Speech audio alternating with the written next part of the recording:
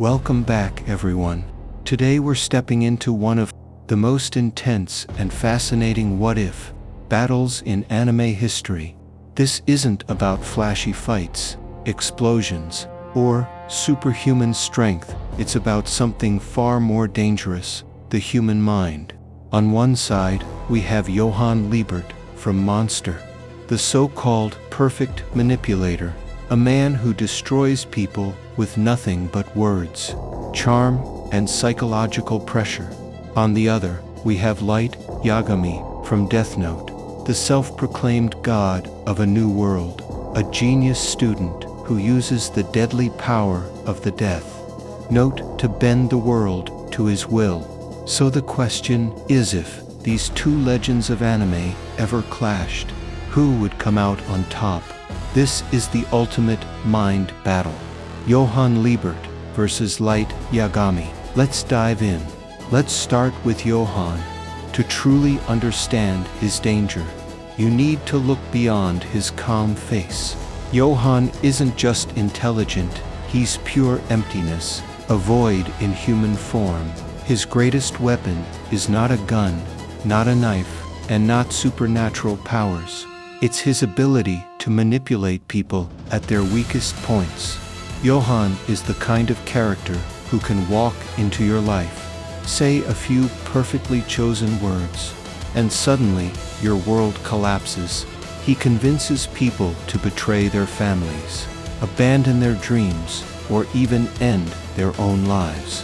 What makes Johan terrifying is how effortless it all feels. He doesn't need to raise his voice or threaten anyone. He just talks. He plants ideas that grow like poison.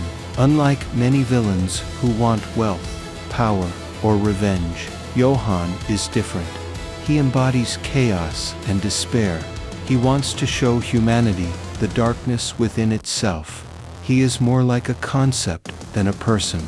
That's why fans often call him one of the greatest villains in anime history. Not because of what he does with his hands, but because of what he does with his mind. Now, let's shift to Light Yagami. Unlike Johan, Light didn't start out as a monster. He began as a bored genius student who stumbled upon the Death Note, a supernatural notebook that kills anyone whose name is written in it. That moment transformed him from a student into Kira, god of a new world. Light is extremely different from Johan in motivation. He isn't chaos personified, he's order, or at least his own twisted version of it. He wants to eliminate criminals, reshape society, and become the ultimate ruler. He believes himself to be justice. Light is confident, calculating, and ruthless when necessary. What separates Light from ordinary smart characters is his ability to stay 10 steps ahead against L, one of the smartest detectives in the world. Light orchestrated a game of deception, double bluffs, and perfect timing. He didn't just rely on the Death Note's supernatural power, he used his brain as his sharpest weapon.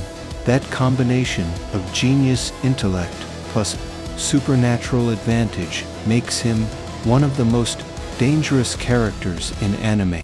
Now, let's imagine a world where Johan and Light exist together. How would their paths cross? Perhaps Johan's influence and crimes would catch Light's attention. Light would see Johan as a dangerous criminal who must be erased for the sake of his new world. Johan, on the other hand, would view Light as yet another human, trying to play God, a fascinating subject to manipulate. At first, Light might underestimate Johan. After all, Light is used to dealing with detectives, criminals, and law enforcement. He always outsmarts them. Johan, however, is not someone who plays by normal rules. He doesn't expose himself, he doesn't leave traces, and he doesn't fight directly. He creates layers of deception through other people. That makes him a completely different challenge. This battle comes down to weapons. Johan's psychological manipulation versus Light's Death Note. The Death Note seems unbeatable. If Light knows your name and face, you're finished. No matter how intelligent you are, there's nothing you can do to escape it. That's why Light was able to kill countless people without ever leaving his room. But Johan's strength is that his name, his identity, and even his existence are like shadows. He uses false names, moves through identities, and vanishes when needed. Light cannot use the Death Note without concrete information. Johan would make sure that information never reaches Light. Meanwhile, Johan would slowly get closer, perhaps infiltrating Light's circle. He could manipulate allies like Misa, investigators, or even members of Light's own family. He wouldn't rush, he'd carefully plant seeds of doubt and paranoia. Imagine Light, the man who always believes he's in control, suddenly seeing the people around him turn unpredictable because Johan whispered a few words to them. That's the nightmare scenario. But let's not underestimate Light. Johan may be the master of manipulation, but Light is also no fool. Remember, Light outsmarted Near and mellow people who dedicated their entire lives to catching him. Light has shown that he can adapt quickly, predict behavior, and create counterplans. If Light begins to suspect Johan's existence, he would use every resource at his disposal to uncover Johan's true identity. The Death Note is a perfect weapon once he has the details. Johan's manipulations might buy him time, but eventually, Light's persistence and cunning could lead him to the truth. The real question is, who makes the first mistake? Johan thrives on breaking people from the inside. Light thrives on controlling people from the outside. These two forces would collide in a fascinating psychological war. Light's weakness is his arrogance. He believes he is untouchable, chosen by fate.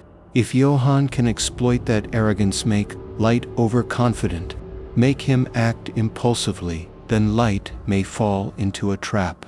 On the other hand, Johan's weakness is his lack of purpose. Deep down, Johan doesn't fight for an ideology like Light. He embodies despair, but he doesn't have a clear endgame. That lack of ultimate direction might allow Light to outmaneuver him in a structured plan. Let's play out two possible scenarios. Scenario 1, Light wins.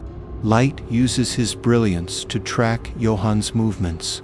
With careful surveillance, he uncovers Johan's real name. Once that happens, the Death Note seals Johan's fate. No matter how manipulative Johan is, the supernatural rules are absolute. If your name is written, you die. In this version, Light's supernatural advantage trumps Johan's human cunning. Scenario 2, Johan wins. Johan never lets Light discover his identity. Instead, he manipulates those around Light, creating paranoia and chaos. Perhaps he convinces Misa to doubt Light. Perhaps he influences police officers or investigators to take actions that corner Light. Slowly, Light begins to lose his careful control. His God complex makes him reckless, and Johan takes advantage of those cracks until Light is completely destroyed, not by death, but by psychological collapse. Both scenarios are equally believable, which is why this debate is so interesting. At the end of the day, Johan and Light represent two different extremes of human intelligence. Johan shows the terrifying power of manipulation, how one person can destroy lives without lifting a finger. Light shows the terrifying power of intellect combined with supernatural advantage, how one person can reshape the world with pure will. This battle isn't just about who would win, it's about what they represent. Johan is chaos. Light is control. Johan is emptiness. Light is ambition. Together, they remind us that the most dangerous weapon in the world isn't a sword or a gun. It's the human mind. So now I turn the question to you. Who do you think would win this legendary mind battle? Johan Liebert, the perfect manipulator, or Light Yagami, the god of a new world? Drop your answer in the comments below, because this is a debate that anime fans will never stop discussing. If you enjoyed this deep dive, make sure to hit that like button. Subscribe to the channel for more anime battles, breakdowns, and psychological analyses. And share this video with your friends who love these kinds of discussions. Thank you so much for watching. Until next time, keep questioning, keep thinking, and remember, sometimes the scariest battles are the ones fought entirely inside the mind.